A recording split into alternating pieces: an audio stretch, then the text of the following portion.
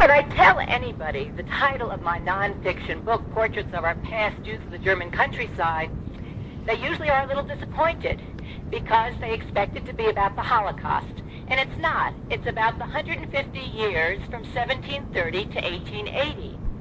But precisely because so many people are writing their Holocaust memoirs or their memoirs of their life in the early part of the 20th century, that really people want to learn about what the lives were like before the 20th century. That's the first and second generation. But then there are the people like me whose family came to America in the middle of the 19th century. And all of a sudden we're waking up and we want to know how our ancestors lived as well. Also, as we look for a deeper meaning of the Holocaust, we can't just look at the time of the 20th century. We have to look at the times before. As you can see from my biography, I am not a librarian. I'm the one who's asking you all the questions. And I couldn't have accomplished this research and really produced the book without the help of so many librarians in Germany and in America. After completing more than 5 years of research, I'm hoping that the methodology that I learned could help you to answer some of the questions that perhaps have been posed to you already, and for certain will be posed to you in the future, because I don't know if you're aware that genealogy is the fastest growing hobby in America. What's even more exciting is that I'm having students get excited about finding about their ancestors as well. I was corresponding after my book came out with Alex, and you know the end of the story already. We went back and forth, and I invited him to one of my programs that I gave in New York, and he said he would try to come. I thought, well, that's a little bit vague. Well, you know what happened? He came up with an elderly, his grandmother, and I was really uncool. I said, "You're Alex?" But what's really wonderful is he is even learning German to continue his research. These two large oil paintings hung above the fireplace mantel in my grandparents' living room in their apartment in New York City. I was very young, I didn't ask any questions, and nobody told me anything about them. Little did I know how important they would become to me, Joseph David Berlesheimer and his wife Gustel Katz, over the years. The story began, I think it's easier to open the story began in 1992 when an elderly distant cousin gave me these pages of a handwritten family register of his family, and it turns out to be my family, that had been brought to America in 1941.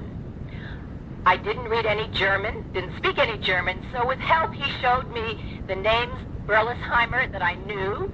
Then he showed me the name Michelbach, the town of Michelbach, and the family Gundelfinger, names I had never heard, and also the name Katz that I had not heard in reference to my family. At the top of the page, he showed me the name of the village of Murigen. Again, no stories had been handed down to me. All I knew was that my great-grandfather had come to America in the middle of the 19th century from Germany. As with any type of research, no answer is really definitive. But what happens with German Jewish research is it really depends upon the geographical area. I did my research in the area south of Stuttgart and a little bit east of Stuttgart, which is in southwestern Germany. And most of the time we read about the Jews who live in the cities, but I focused on the lives of the Jews who lived in the rural areas. Most books, articles, and finding aids talk about this material of the people who lived in the urban areas. And most people don't know that up until the 1860s, over 90% of the Jews were not allowed to live in the cities.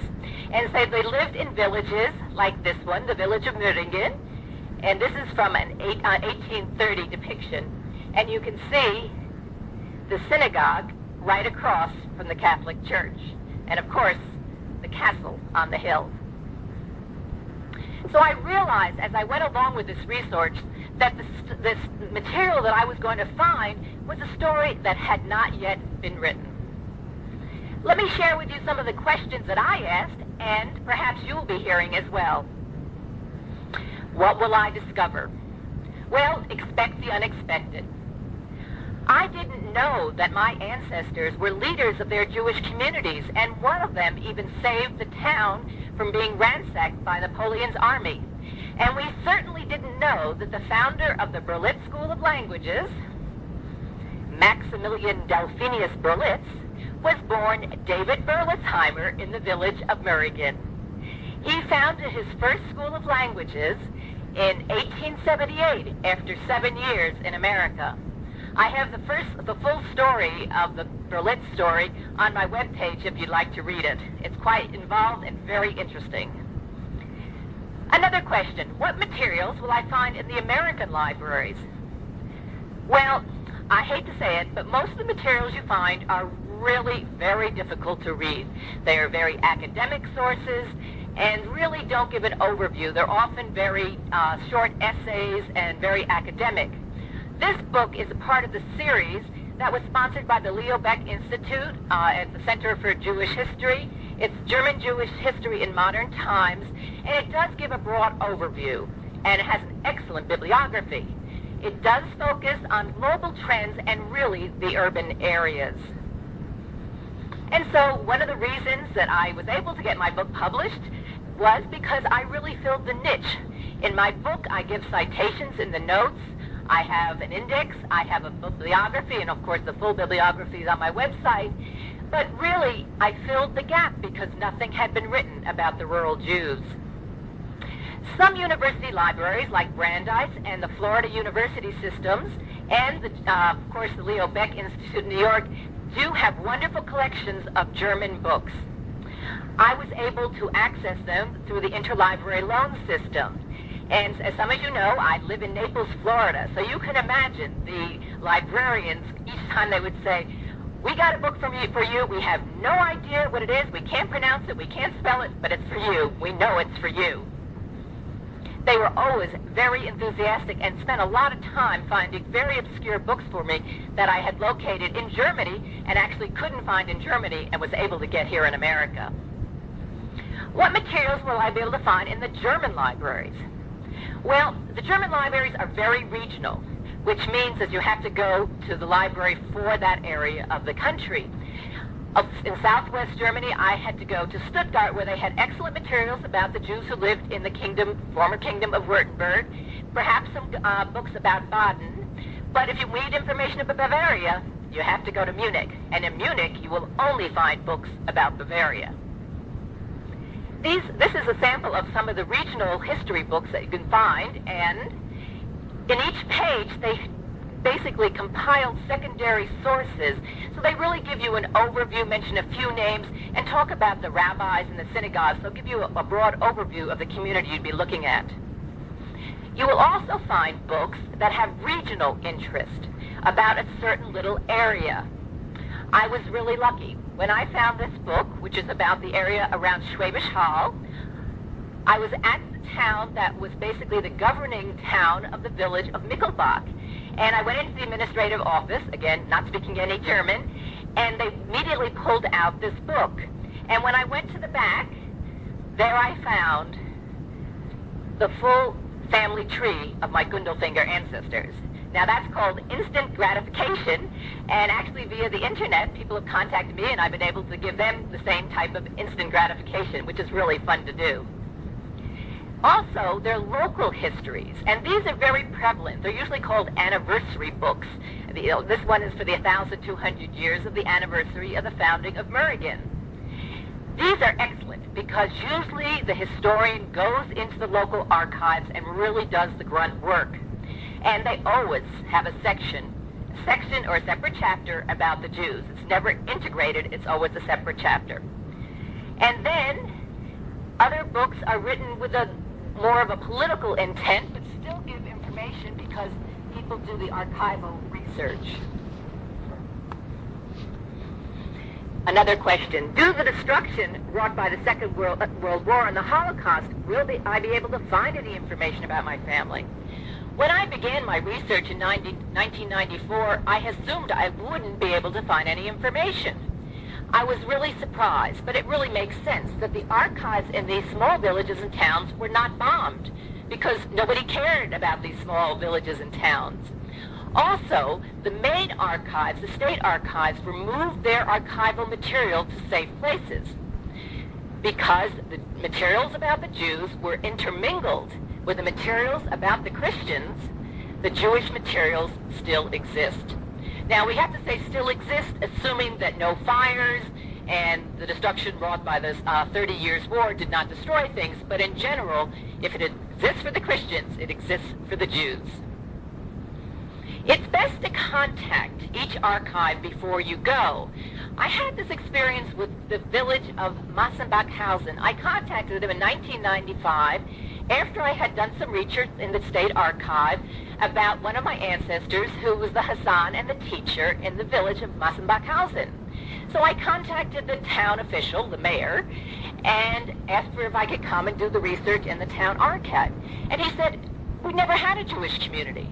And I said, "Hello, I've been doing the research, and I know I have the statistics and the names right here." "No, we don't." He even sent me the town history, which had no mention of the Jews.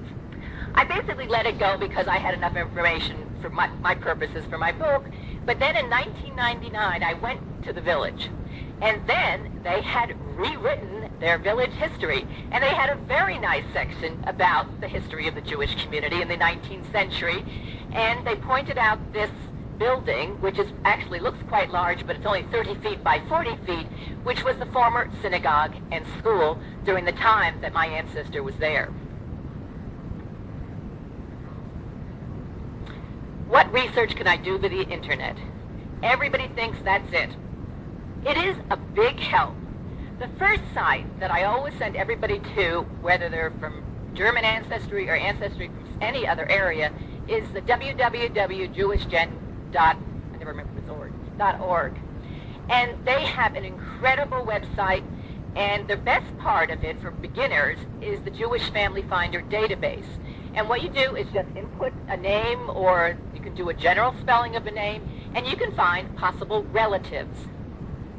And then, by researching and inputting a place name, you can come up with people who are researching the same area that you are. Perhaps they're cousins, perhaps they're not. In one of those twists of fate, centuries-old prayer books have brought our family together. A man in Switzerland put into the Family Finder database the name of Rothschild, and came up with our family because we had put our names in there.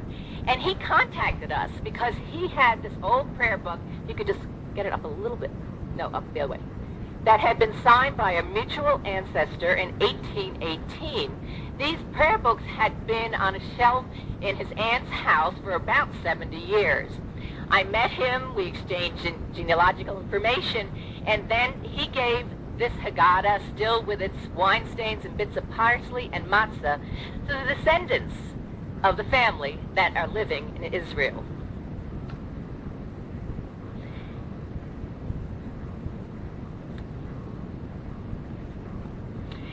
What's interesting, well, I guess it's not surprising, but it's interesting that many German communities are starting to put up websites, and including in their websites information about their Jewish communities. This is from a village that I checked the population is 540, but they did have a Jewish community, and they have written it up on the internet. And this is a good way to find out who could possibly help you when you eventually go to Germany to do your research.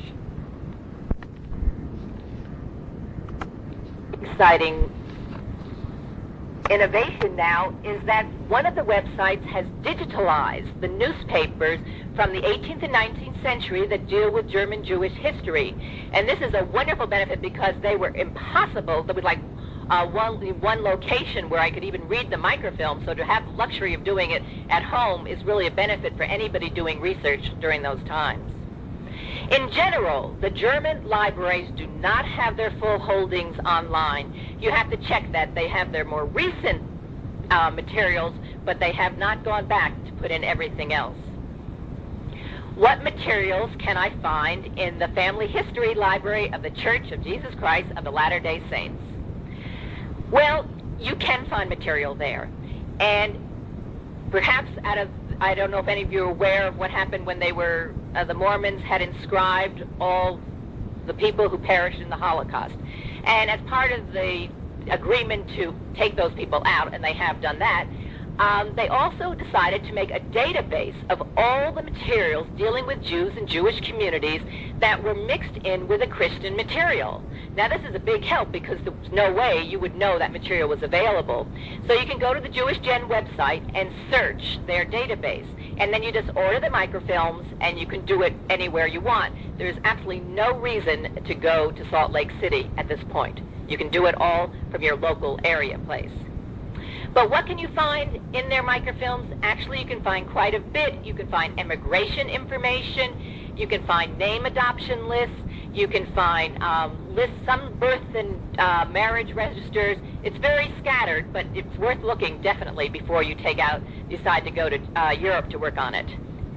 Do I need to go to Germany, or can I do it from America? Well, frankly, you do have to go to Germany, and it is an interesting experience, and I think it's worth doing, because if you don't go, you won't find the documents. How will the German archivists, librarians, and historians treat me? And how should I treat them? Well, I found that the Germans who were interested in Jewish history were very helpful and very cordial. And really, the archivists don't have time to do the research for you, but if you ask a specific question, they will be helpful and even send documents to you. Of course, everybody's experience varies, but I found as long as I treated everybody politely and wrote everything out so they were not threatened by the English, it really worked out quite well. And these are some of the historians and archivists who helped me. In the upper left, we have our, you can see he's quite the hippie. He actually, as his job, writes these village histories and goes from village to village writing the histories. And he was wonderful. We would basically bribe him with a few beers and a lousy cooked meal, and he would come and help me in the archive, and then on Saturdays he'd come down. We rented a vacation apartment, and we'd pick him up because he only has a bicycle, and he would come and translate documents for me. And these are elderly couple. He's a retired history teacher at high school level, and you can see he's looking at the book that I got published, and in the lower part we have, we have the archivist in the town of Rottweil, who over the years became more helpful when he really was convinced that I was serious about what I was doing. And he's actually living in a house which was on the old Judengasse in the Middle Ages. And this is the gentleman who wrote that book about the Gundelfingers and was very helpful because he turned out later to be the director of one of the state archives. I have to say that if you are doing Nazi-era investigations or research, you have to be very clear about that, because then they know how they have to help you. You can access databases on Jewish Gen and through Leo Baeck Institute to get a lot of information. And then I have found, I haven't done this research because my research really ended in 1880, but my little experience is that usually the primary documents are held by the archivist. They're not generally accessible, but that could change from archive to archive. But if you say that's what you're researching, you probably should be able to get what you're looking for. Of course, everybody appreciates a thank you note, and what's more exciting is if they get something that you've published or information, because they like to add their information as well. They also have access to a resource that's really difficult to really get to at all, especially if you don't read and speak German, and those are the church materials, the church diaries, the church reports, the church whatevers, and they have that information, and they will really readily share it with you. I also found that the archivists and historians were so supportive of me, and really without their help I would not have been able to publish my book translated from the English in Germany in 1999, because I know the publisher, I gave letters of reference, but I know the publisher contacted many of these people. The title is When Moses Katz Saved His Town from Napoleon. How can I do this research if I don't read German? Well, the evidence that it can be done. And this is what I'm trying to explain to people, is the new generation of people doing this research are people like me who don't read German.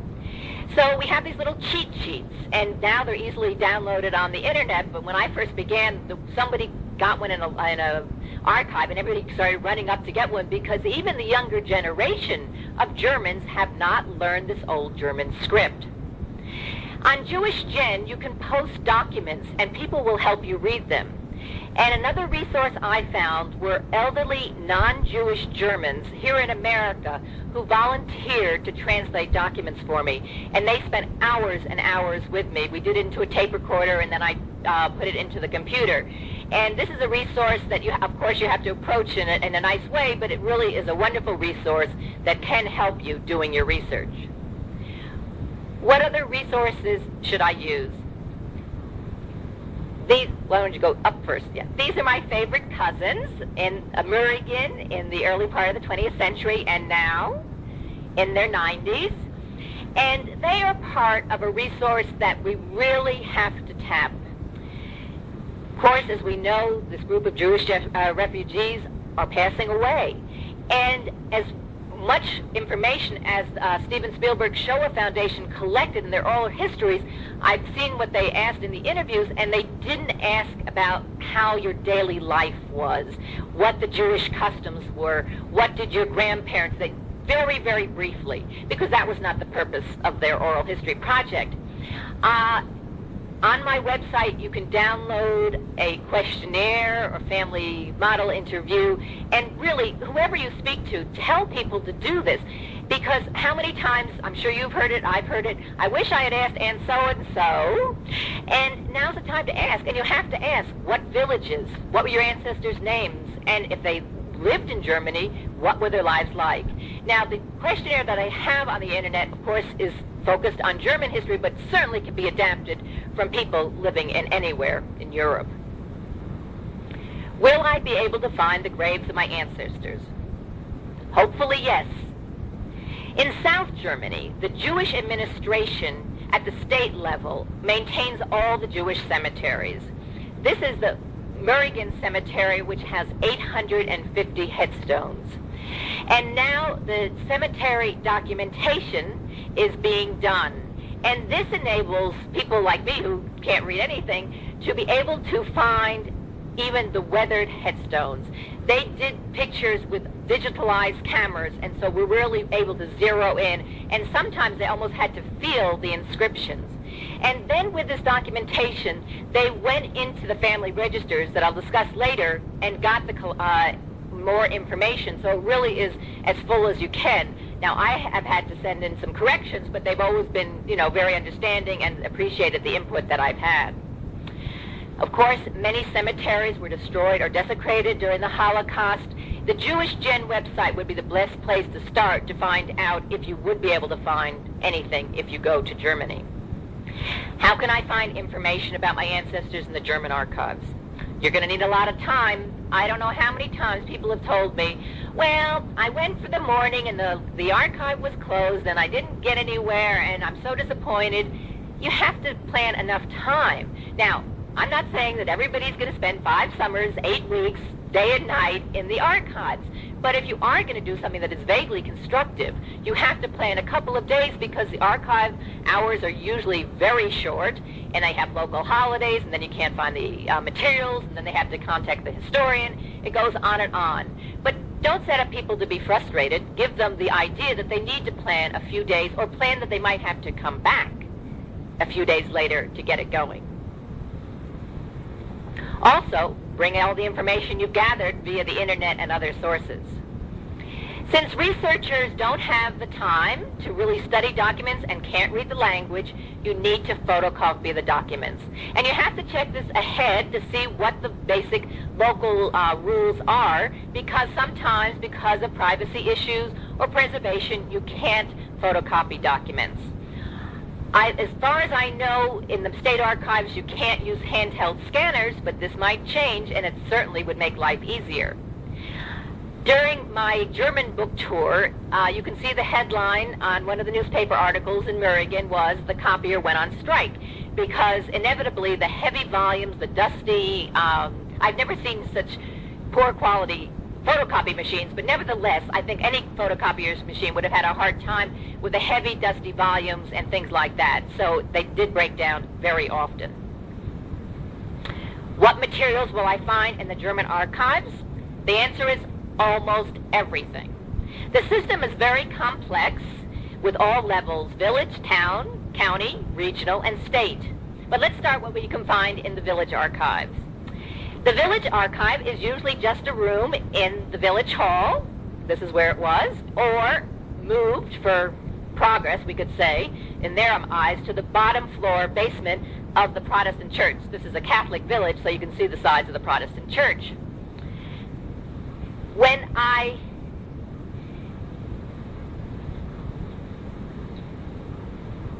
The German television station did a 7-minute video on my research, and when the director of the video went into the archive, she could not believe where I had been for all these weeks and months over the years. But what happens is that the village administrator has no authority over the archive. And often the key is held by somebody who's located in a different location. Again, that makes your research a little more cumbersome and takes a little longer. Now most archives have an organization system, but when I began, several of the archives were completely disorganized.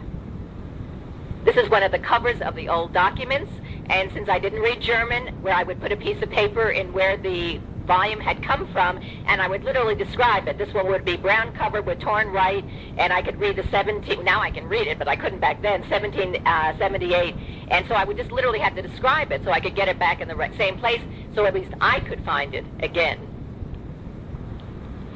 So what do you find in the old dusty volumes? Well, you can find things like house purchasing contracts. This one was from 1796, and it's signed by Moses Katz in Hebrew.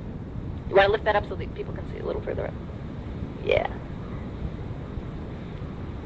You can find occupation lists, tax registers, fire insurance information, lists of citizens, mortgage information, and debt registers. In the indexes in some of the volumes, you can find family names, and that helps. Otherwise, you have to look for the section about the Jews, and I would say 90% of the time the word Jew is written before each Jew's name, so that helps you identify as well. When I started the research, literally bugs were coming out of some of the volumes, so I realized that I wasn't just going to photocopy the material about my family. I literally have photocopied everything about the Jewish community in the communities that I researched, because I figured at least those documents would be safe in another country and also would be preserved somewhat. And then you can also find old engravings. This one shows the house that was bought in 1796. This is a 1780 engraving. And also, of course, these old engravings show you what the villages look like. And then you can find marriage contract information that had to be registered with the state government. And you can find the trousseau lists, which are really fun to see what people owned and what they brought to the marriages and how much things were worth. You can see this is less than a gulden, so they really listed every detail. And here they had the gold and silver, and then they had prayer books, and then they had clothes. So they listed everything. So you can really grasp what life was like and what the people owned. These documents, actually, the wedding contracts and the inheritance documents, are in strict chronological order. The Jews are not separated from the Christians. It's all mixed together. And then you can find, perhaps, some of these old receipts and lists that were written in Judeo-German, which is German written with Hebrew characters. Now, obviously, I couldn't read these, and Professor Stephen Lowenstein, some of you know him from the University of Judaism, was able to translate these documents for me. And you can see how they mix the German or Latin letters with the Judeo-German. And this is a receipt from the 1850s, and you can still see it was the same system used. The archives also had newspapers, which, going through them page by page, really through advertisements and other information and announcements, enabled you to learn about the commercial activities of the Jews and the Christians. And then, in a few places, you can find the materials in the Genisa. This is from the Michelbach Genisa that was discovered only recently when they decided to renovate the synagogue as a cultural center. Will I be able to find information about the rural Jews before the 18th century? Finding this information is definitely more difficult.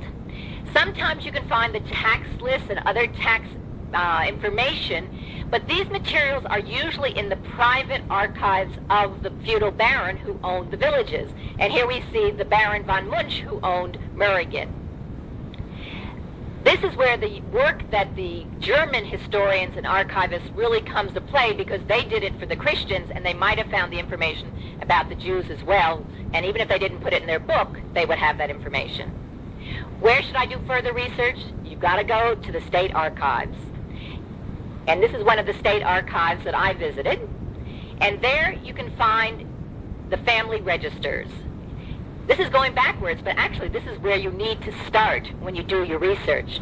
These are the family registers, and I don't know if you know the history of the family registers, but you'll see that it has an RSA number at the top and the J for Juden.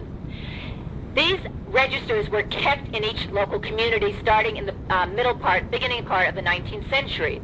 Under National Socialism, the civil governments had to send all the registers to Berlin, where in 1945 they were still microfilming them so they would be able to find anybody who had Jewish ancestry who was still alive.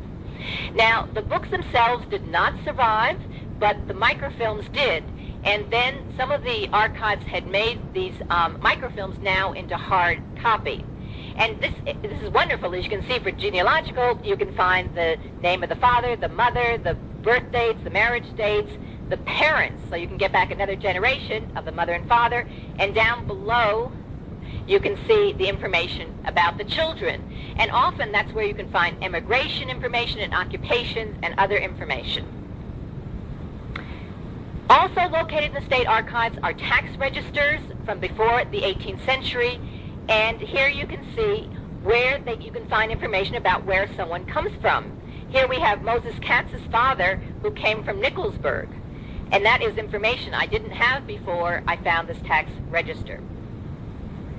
And then there are decrees and petitions, but literally the stacks of documents were this high. I would have to stand up to do them, going page by page, because most of this material is not registered except under Jewish subjects.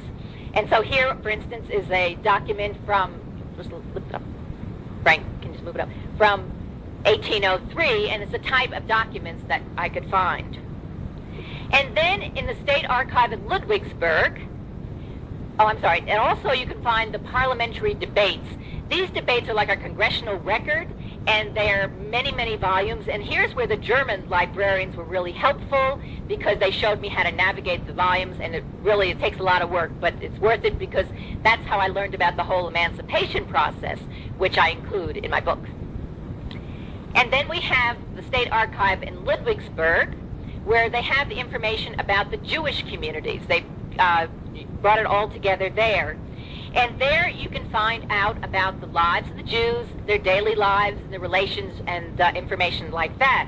And as well, you can find out about the history of the synagogues. Here's the synagogue from Michelbach, and there, through petitions and renovating and what the condition of the synagogue was, I could learn about the community life. I also was able to find these contracts from the early part of the 19th century, and literally they were thrown in with just random documents. You can see they're in Hebrew, Judeo-German, and a mixture of Little German. And these are the contracts that the rabbis signed with their local Jewish communities. And they detailed every obligation of the community and of the rabbi. So they give a seldom seen glimpse into Jewish life. If I do not have time to devote a summer to this research, can I hire a researcher? The answer is absolutely yes. On Jewish Gen, you can get the information about who does this type of research, and then you contact them directly, and with email it makes it so much easier, and find out how much they charge and what type of work they do. The information I have here and in my book under a section called Blueprint for Researchers works for most of the German-speaking and former German-speaking countries. And here we have some documents from, this is from Prague, and you can see Franziska Weil, my ancestor, and if you lift it up, there's some information that I was able to gather from a town near Posen. Again, with these lists that are on the handout I gave you, you just go and with more knowledge you can ask intelligent questions. I have to say that my experience in these more Eastern European areas is that they're much less flexible, and they also seem to have more rules about photocopying that makes it a little bit more difficult. And so, what would be my suggestions to help people along in the research? I'd say help people to identify their questions even at the beginning, because most people don't know where to begin. When the language problem becomes insurmountable, make suggestions about finding translators. Encourage them to use American libraries and the internet sources. And help them with the methodology. Most people don't know to put the sources on the front of each sheet of paper that they get information on. And lastly, appreciate that even the little bit that anybody does is adding to our knowledge of being Jews and our history in Europe. Thank you very much.